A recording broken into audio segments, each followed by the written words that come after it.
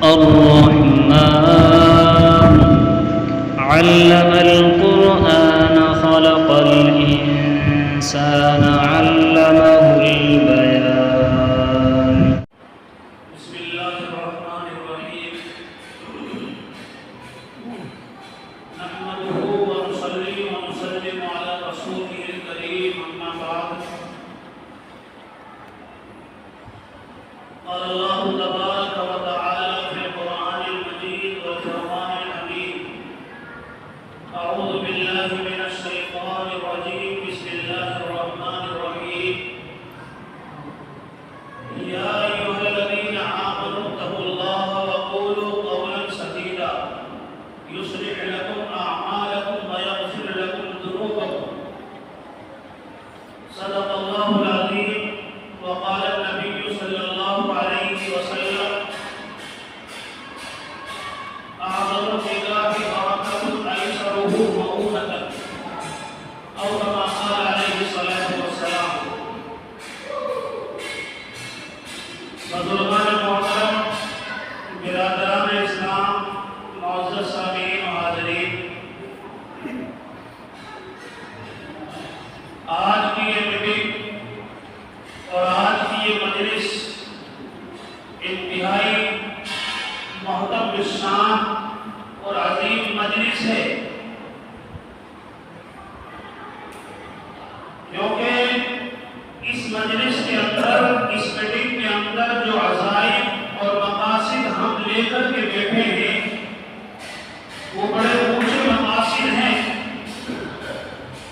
وہ مقاصد ویسے تو آپ حضرات کے سامنے جو مہمان تشریف لائے ہیں آپ کی بستی میں، آپ کی مسجد میں، انہوں نے بڑے تفصیل سے بتا دیا ہوگا۔